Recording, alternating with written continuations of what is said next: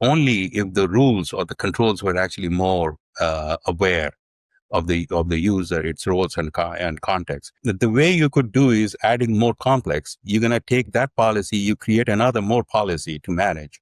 Yep. This is Yep. just for the developer. This is for the trading machine. This is for that machine. You end up so many policies. You make one policy change and it goes in hierarchy. Sometimes your hierarchy is readjusted accidentally. You're going to create another outage again.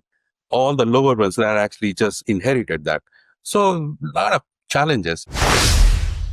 You're listening to Protect It All, where Aaron Crow expands the conversation beyond just OT, delving into the interconnected worlds of IT and OT cybersecurity. Get ready for essential strategies and insights. Here's your host, Aaron Crow.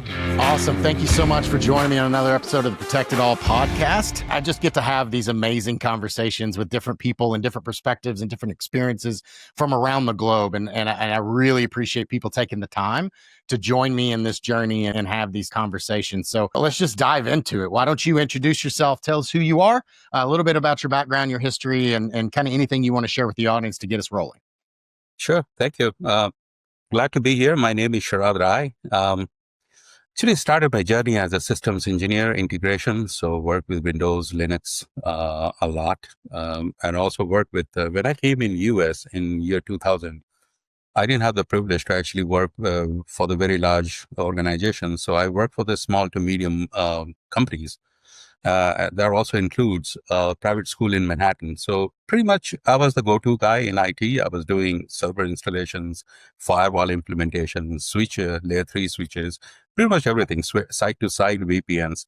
So inadvertently, that actually gave me such a big outlook about what IT really is. I'm seeing every single aspect, what ports are actually, what port forwarding is, how packets actually travel. So when I came into security, it was like everything, everything served to me. I was directly, relate everything directly to that vulnerability. I know exactly, okay, that's where I should look at. So, when I was doing everything, I was enjoying too, but at the same time, doing firewall implementation, adding access rules on the firewall, that's not interesting. But as it has it, it helped me so much with my security career so far. That's pretty much it. And I actually got into security in 2014 with my big break from Morgan Stanley. I was part of the endpoint engineering operations. So we were managing, AV antiviruses, FireEye Mandiant for threat hunting, semantic antivirus corporate edition, large 300,000 endpoints to manage, including servers. 20,000 may just be servers there. A lot of in-case for forensics, case for forensics again. There are a lot of tools and packages. As you can see, it's very fragmented. And the issue we used to I actually ran into, because those products were under my purview. But again, I was good with always innovation, automation, kind of a lazy guy, because if you ask me to do something repetitively, I'm going to write a script or something. So that really helped out dealing with antivirus agents actually getting disconnected from the server every time. So that would skew the results. And the results are actually monitored by the senior management. And the question would always come out, what is wrong with this antivirus? Your agents actually go offline. Are we really protected? And the problem with that is actually agents may be running. It just missed 1 or 2 heartbeats. Why? Later, servers under capacity, the traffic's actually choking on the gateways. Perimeter networks are not. So it was early 2014, 15, I'm talking about. So I had to actually come up with a very innovative idea and solution myself, which I built. Very basic, PowerShell based, implemented to all, worked with with my manager. He liked the idea. And then we took it through the architecture approvals, just proved them that this additional layer actually not going to add any more resource or CPU. It's not going to eat much more what that is already there. So it's a very basic PowerShell based script based solution. So that actually helped. And then came in EDR, Tedium. Oh my God, that's a world of difference. all these fragmented endpoint apps is now combined in one. And I had the privilege and the honor actually really rolling out the EDR to the whole endpoint base. Everything was unified. If we have a little incident over at one of the endpoints somewhere in the world, right? So the only way you could do any kind of work investigation is that either you call that local support guy or you do remote telnet, and that connection is not always available to you. It's actually blocked at the firewall level. So those were the painful days for us. But the EDR came in with those tools built in. You just go that tool, So EDR layer actually transports that RDP session. You just do whatever you have to do without actually, while the users have even using the machine. So that's the EDR era. Any question you might just jump in and ask. No, yeah, I mean that's awesome.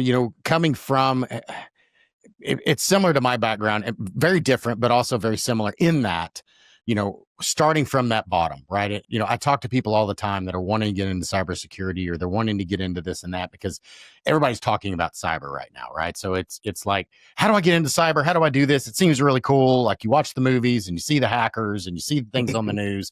It seems really interesting. A lot of the stuff we do is just boring. It's monotonous. It's not all that sexy and Right. cool. Yeah. But it really comes down to be a good practitioner in cyber, you really need to have a foundational baseline understanding of the things that Totally you're agree. supporting and that you're trying to protect, right? From a network layer, from an application layer, OSI model, you need to know all the layers, all the 7 layers of the OSI model and where it could be. And, I used to tell my guys when we were, looking at things is you always start troubleshooting at the lowest layer of the OSI model because you don't start troubleshooting the application before you make sure, is it plugged in? Like the It Crowd, that show, have you turned it on and off again? Like it's so funny, but there's a reason why the first thing you do is reboot it to see if it fixes the problem because so many times it does. Yeah, if a machine is infected, you can't do anything about it. At least you can ask somebody, hey, go unplug that machine. So that's right? isolation. Exactly. So from that foundation and growing through, kind of transitioning into cybersecurity, using all of those, previous experiences that you had coming into this, like what are the types of things that you see focusing on now and the things that you came from your previous experiences that are benefiting, the things for you to, see the next problem or select the next solution or remediate these issues? Like what are the things that are coming up to you on a frequent basis in your day-to-day job or the life of a cyber practitioner? Actually, I can recount my days as consultant. The type of problems actually thrown at me when I joined any company as a contractor. Well, I always work for the major banks. So would be, users actually using unauthorized applications, downloading of their own, using them. So banks have no clues what applications are actually being used by the users. So one of the assignment was actually to me, can you please blacklist those applications that are dangerous? And that was my first assignment. And I said, sure, yeah, just give me your approved list. And there was a tool. They just enrolled, but they didn't know how to go about it. They just enrolled. They had, and I said, yeah, given the list, it's very easy. You just create a policy and deploy to the endpoints. And the answer was, we don't have that list. So they don't have a list of authorized versus unauthorized software. And now you have to be very creative about that. So do you have a SIM? At the end, that was my question. Do you have any kind of SIM? Yeah, they have a Elastic. I said, okay, that'll work. Are you getting all the logs into the SIM? Yes, I am. So I can see what users are actually using on their machines? Yes, you can.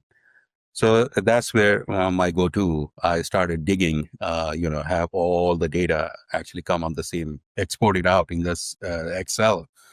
And, there are a lot of third-party tools, Virus Total, etc. You can actually first of all, you see how many Office standard applications are there. You just simply filter them out because they are good applications. And then you just go on identify. And I had 2 guys actually working on this project.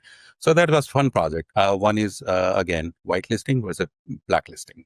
Other could be, MFAs, SSOs. I usually get, and then the log visibility and plus. The problem, just to double click on what you just talked about, right, is I see that problem all the time. They want us to block the things that are bad, but they don't know what good is. It's hard to block bad if you don't know what good is. And you know, I Yes. work in critical infrastructure, but it's not just there. It's not just OT. It's everywhere. Like if you don't know what good behavior looks like, how do you categorize or search for bad behavior? Like you're hoping you're maybe if there's a, you know, obviously blacklisting and we're looking for patterns and things like that. But again, you need to get down to a level where you understand what normal behavior, what normal good behavior is. So that way you can baseline that thing and you know what to block, whether it's, hey, these are good applications or these are devices I'm used to, or they should be able to communicate with, all the way down to these are ports and protocols that they're allowed to communicate with and what, and how much, what is payload sizes and what's, you know, all, there's so much that goes into that. You're Which right. is exciting with AI coming on how much it can alleviate and start looking at some of those things and building those patterns. But Right. most owners of assets and or applications don't truly understand their application to the level that they can actually tell us security practitioners how to help them lock it down. Right. Yeah. So the final list actually, so I gave them back saying, and you know, this is going to be your list of authorized. I mean, use this to now finalize your list. So anyway, the second was too many alerts, false alerts, Yeah. false positives. So yeah, and you know, I mean, the signal was either not written properly. So at one place, I noticed, and this came from the side. I'm doing this. And the MS-13, which is the blue team, the lead actually came to me saying, hey, I'm on the endpoint side. And he's saying, can you guys help us? And this was one of his pain points because he's been asking, but nobody was actually paying any attention to him. So can you help us cleaning out your alerts, endpoint alerts? Because it's just so much that people, I mean, and I looked at it and they're like inundated with the alerts. So the problem is, and it's a bank, not an American bank, but, and I was like, how could you even tell this is a bad alert or the good alert? So yeah, again, I took my own initiative, worked with those teams, had a daily or maybe weekly cadence, looked at those sensors, each and every single sensor, have those endpoint engineers work with me, and then those blue teams. We looked at each sensor I think every day or weekly, I forgot, but we eventually cleaned it. They were so happy. So yeah. And that's a big piece too, right? Is it's easy to look in cybersecurity, especially now. There's tools for everything, and all these tools are great tools. You know, EDR tools and SIMs and blacklists and whitelists and all the different things that do all the different cool stuff. But if you're not tuning them, you're just getting alarm fatigue, and you'll flood your SIM, you'll flood your SOC, you'll flood your screens, and then you're finding a needle in a stack of needles. Like, how do you even know what to look at? You can't process, you can't even consider to find, it's like you're getting spammed by your own systems and you don't know what's good or what's bad. Like, it's just, you're getting overloaded. So, as a practitioner, you want to just send all the information because you're like, well, more information is better than less, right? In theory, you're right. But when you don't know, again, it goes back to what I said a minute ago. If you don't know what good looks like, then you don't know how to search and find bad. So if you overload your system with a whole bunch of data, then you don't know how to find and what to look for. So it's better to ramp it slowly and turn things off and ignore things. Not ignore, but you really should be setting your threshold so you're only alerting. The actual term alert should only be when things are outside of normal threshold or getting close to outside of normal threshold, right? I'm approaching it. I'm getting in the yellow before I get to red. I want to start alerting of, hey, something is, my CPU's up, or I'm sending way too many packets, or I'm getting drop packets, or whatever those things may look like. That's when you need to start looking at that. And that's as much of an art form to security, and we don't talk about it all the time, but that alarm tuning is huge, especially as we start adding all these technologies and tools and monitors and logs, and we're getting logs from all over the place, which is great. But somebody has to understand what to do with all of that data and how to make it value add to the people that are supposed to be looking and finding something to do about it. Yeah, go from monitoring to alerting and then blocking. Yeah. Right. Don't go directly to blocking. I mean, everything was actually coming in as red. That's the biggest problem I have seen. And then XDR rolled in. But again, the quality of the data, what kind of data we are sending, I mean, that will actually say if XDR is going to be effective or not, which is true with the AI as well. How well you are actually training your AI, how clean your data is. So everything is shift layer. You really have to work on your quality of data before you actually put this in, and slowly just train it on your production data. It doesn't really matter. I mean, don't just go on monitor, have the analyst flag them, and slowly mature them, and then eventually you go on alerting of the restrictions. So yeah, these are the things. Credential elevations. Those are the issues always come up. I have seen those domain controllers wide open. Yep. Yeah, for the admins. I mean, and you advise them. It has to be behind some layers of. It can't just be open like a member servers. So you put some MFA or have a CyberArk, vault them, those passwords, and rotate them on a constant basis. I've seen not rotating. And admins are actually writing down passwords on notepads because they are lazy going into CyberArk and reissuing their passwords. It's the same password for certain hours until it expires and rotates. Yep. These are bad behavior. I mean, there are tools, as I said, there are tools. I mean, there are brilliant tools. If you don't put them in the right way, I mean, it's not doing anything for you. Yep. You are not improving anything. That's right. And it's amazing. You hit on something there too. I think I've talked about it on the podcast before, but it's amazing. And this isn't a jab. This is something that we just need to consider as we're rolling out cyber and technology. And, and I talk about this all the time. It's people, process, and technology. I need all of those things for it to actually be functional and valuable. Right. So technology is easy. I can go buy a new product. I can implement it. I can roll it out, all this kind of things. The process is a little bit harder, where I have to actually incorporate that into my daily actions and make sure that everybody's using it, it's being done. There's a standard. I'm rolling it out everywhere, all that kind of thing. That people problem, it's not always a problem, but that people aspect is a tricky one, because people are, to your point, lazy. Not always lazy, but they're really, many times they're trying to find a way. Yes, they're working to find a way to do their job, right? So I have a quick story that, I was working in an industrial environment, and these people were doing operator rounds, and they had those handhelds, and they would walk around, and they would check, they would scan an RFID tag that brought up this part on a round, and they would enter a temperature or a pressure, and they would go to the next space and do it, and it was logging all the different data that they were doing around the facility, right? Yeah. And the data was just not accurate. It just didn't make sense. And we were trying to figure out why the data was so off. Like, it'd be a temperature reading, and the normal reading would be anywhere from, I don't know, 100 to 500. And the numbers would be like 7,000.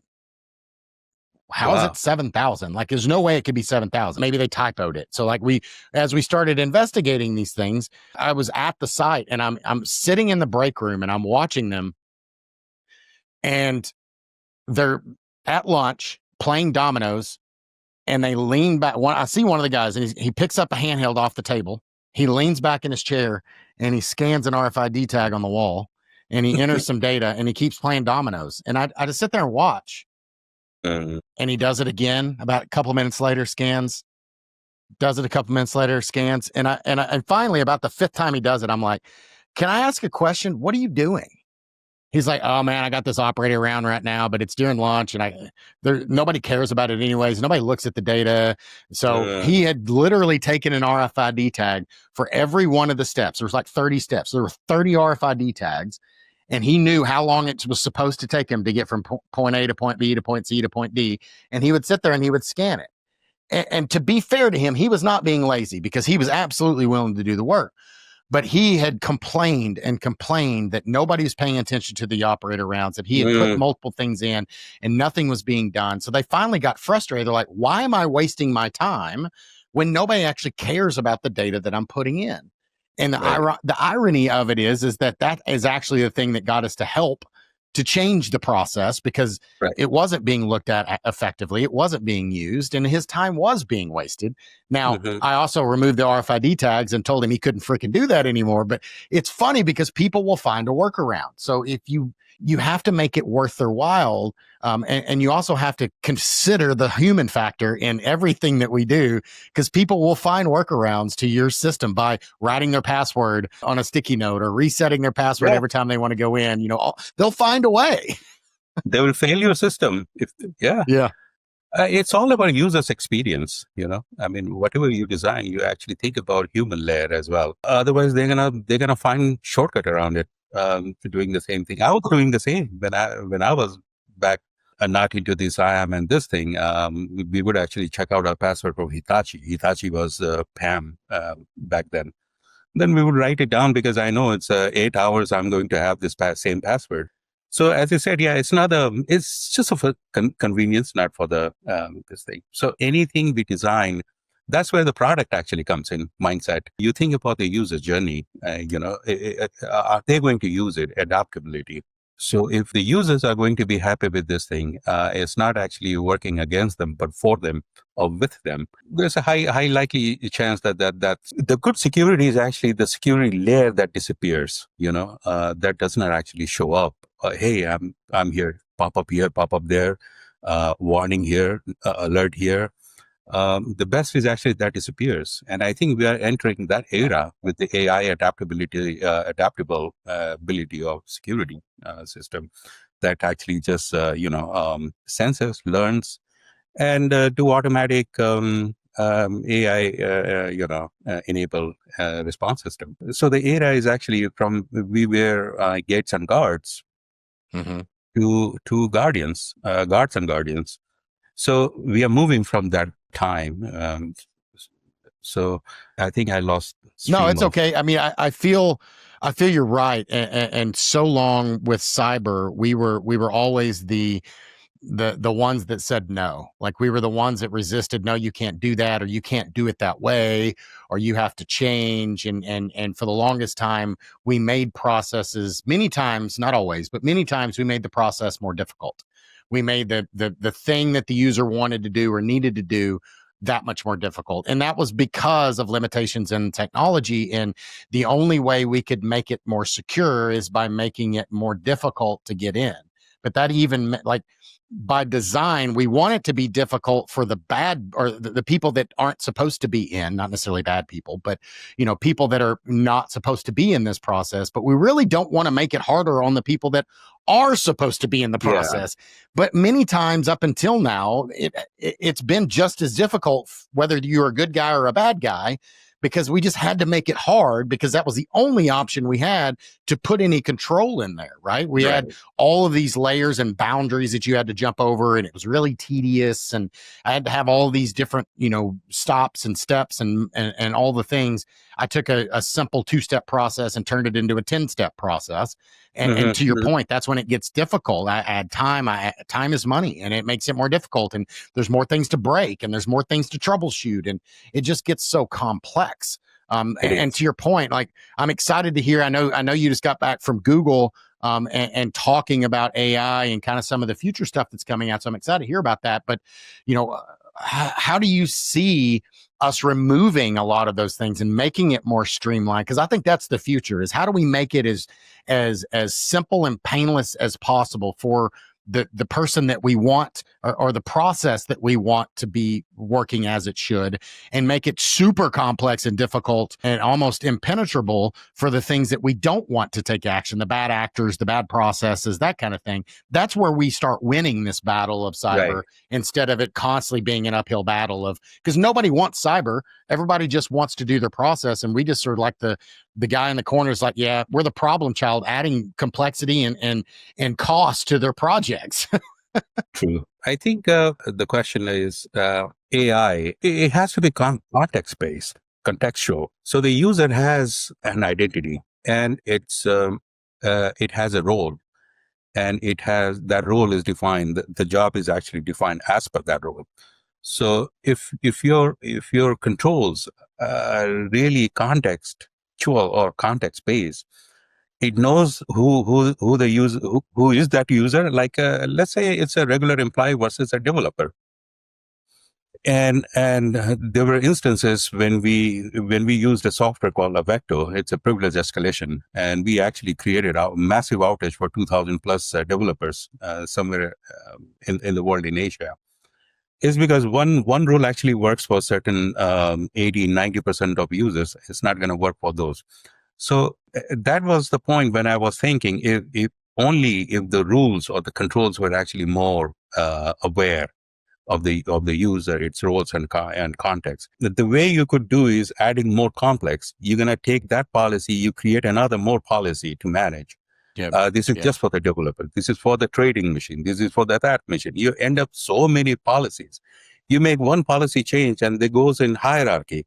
Sometimes your hierarchy is readjusted accidentally. You're going to create another outage again. All the lower ones that actually just inherited that. So a lot of challenges. And I think AI is coming in there, which can understand their context. Oh, the user, you are developer. You actually use Visual Studio. And she's employee because she uses mostly Excel or Outlook or Word document. So the adjustment has to be automatic. So I'm gonna give you I'm gonna open up a little bit more, but I'm gonna monitor what you're doing. Sure. I'm gonna send this. If you do anything new outside of your regular behavior, I'm gonna report it.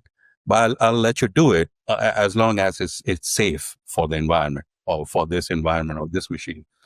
So yeah, AI based context based controls are the answer. Yeah, I agree. It's amazing. It's just like looking at something as simple as looking at a log or looking at alert or, transposing a password or anything. It's why, password managers are so much more effective than trying to remember your password. Like it's blown up so much because we have so many user accounts and so many accounts in so many different places.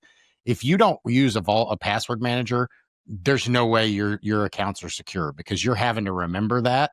Then you're using the same password everywhere. So if somebody owns one site, they own everything, right? You're missing the bar, right? And if you think about with AI and how much more it can look at things, to your point, those super complex, policies that are, hyper, this one's dependent on that. And, even if you're an expert and you built them all with yourself, all it takes is you to miss one thing when you make that adjustment and it breaks everything below it. Right. And then you spend hours fixing. Absolutely. Right. You spend hours and hours trying to find that needle in a haystack of, oh my God, that's where it is. It's the same thing as, I remember when I first got into technology way back in the day, right? Even when I was in high school, taking Turbo Pascal programming, it tells you how old I am. But I remember being so frustrated because I'd get syntax wrong. You'd put a comma or a semicolon or something out of space and everything stopped working and you don't know why. And then you're going line by line by line by line until you find that one comma that's in the wrong spot. You fix that and then it starts working and you're just like pulling your hair out because you can't fit. Like it took you 3 hours to find that one comma. Whereas if you fed it to AI, it would spit it out in 2 seconds and say, that comma shouldn't be there. Yeah. It's a world difference. Absolutely. So what do you see like being the biggest difference that AI can bring in to both the users, as a experience? How do I integrate and how do I become, how do I raise issues or add enhancements, et cetera, but all the way down to a security practitioner as SOC analyst, as I'm looking at the data, how do you see that, AI being a differentiation in the space? AI is not a magic bullet, as you know, too. AI is actually going to really help you make decisions faster. It can help you see the issues and also do the analysis, but at the end, the decision is going to be you. AI is going to, there are a lot of saying AI is going to replace analysts or something. No, AI is actually going to augment human judgment and all that. The final judgment, the verdict is still going to be you. It's going to replace only the repetitive process of the analyst, getting the data, getting all the alerts, doing all the investigation of that, where it's actually generating from, who the user is. That's all will be done by the AI. You actually taking a decision saying this is safe or not safe. Yeah, and XDR, which I said earlier, I actually forgot the full term of that. Yeah, XDR is actually behavioral, is completely AI based. If you use certain tools on a regular basis, but one day you actually try to elevate cmd.exe or something or PowerShell, and you don't have the rights to do that, probably that was an accident, but it's going to be flagged. May not be restricted. Remember those earlier very hardcore restrictions?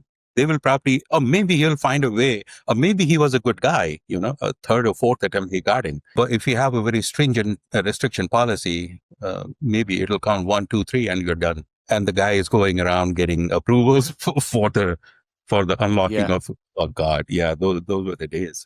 So I'm very hopeful. And what Google I'm excited about is the Google Chrome is going to be the new endpoint. I mean, that's their vision. When they were explaining, I was like, wow. So the whole shift is going to happen. And I'm thinking in terms of desktops or workstation as an endpoint. No, they're saying browser is going to be the endpoint. And I see total merit in it when they say that. They are far ahead. Google is a very innovative company. I very admire. I had the privilege. They invited me. I went and I looked and I saw. I'm going to take it to here. I'm going to propose. Let's see if I could. I'm lucky. I really want to see this in action. But Chrome is built in with those AI as agents into the Chrome. So, because today the big problem is monitoring browser activity. What you do on the browser is so unmonitorable. You cannot monitor them. You have a security stack installed on your desktop. Is gonna catch it only after something happened. It's gonna flag it, but you're copying, pasting a lot of different things on the browser. That's undetectable. And the good thing is you can just it's a subscription based. You can completely secure your browser, Chrome Enterprise. So everything is moved to the cloud and moved to, back in the day, everything had to be local and you had these big engineering workstations with multiple processors and all this memory and storage, and you did everything locally because you couldn't do it across the network. It wasn't fast enough. And as we've increased the speed on the network, and we've increased the bandwidth and the horsepower on the servers in the cloud, you don't need them. I mean, I know my kids, going to school, they have a Chromebook, and most of the things is done in their web browser. 95% of probably most everyday users, most of their time is spent in their browser. Yes. And that's not just browsing the internet. That's, Google Docs and Microsoft Office and 365 and all the things, right?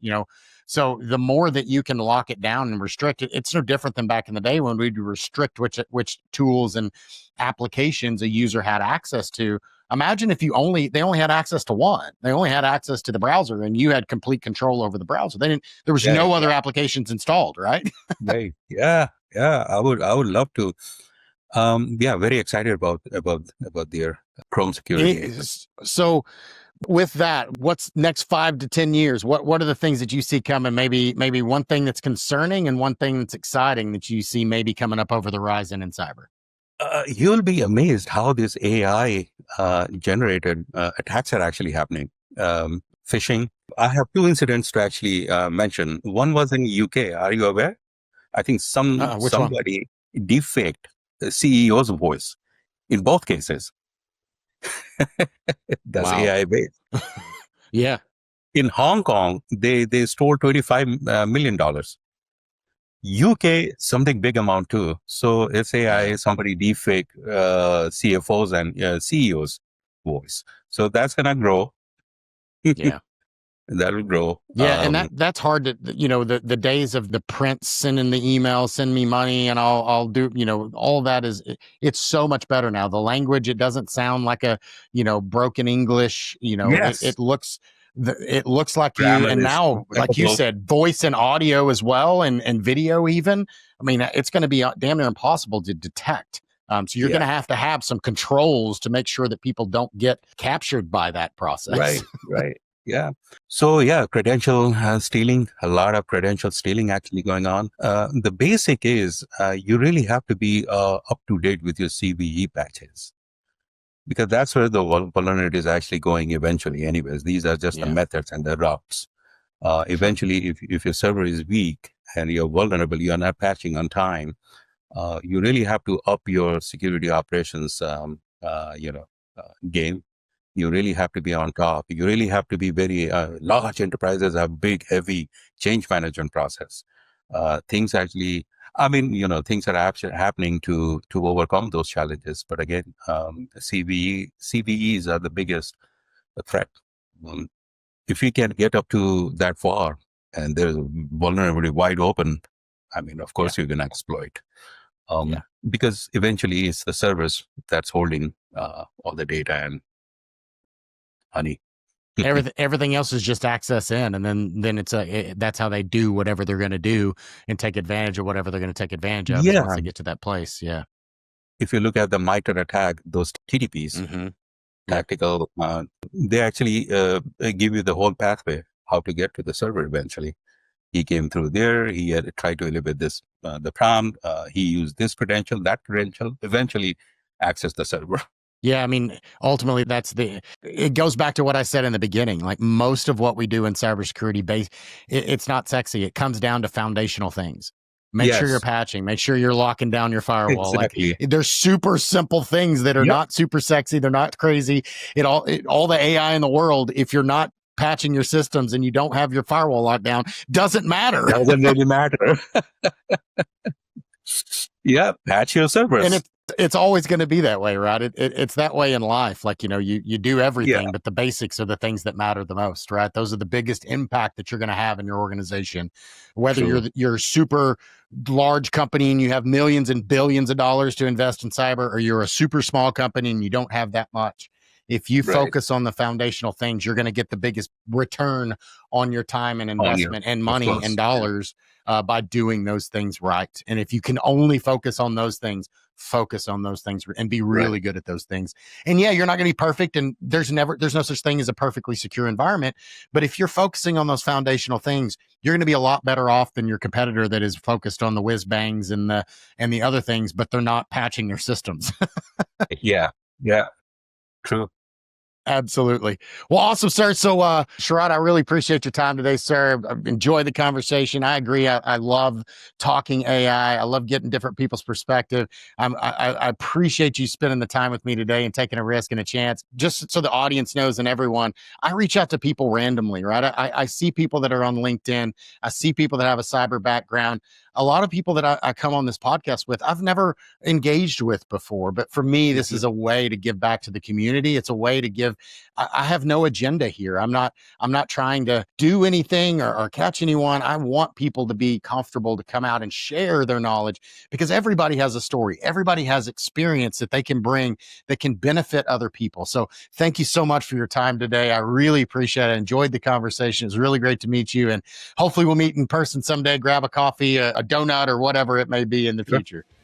Thank you so much for the opportunity to. I'm glad. Absolutely. Have a good one, sir. You too. Thank you.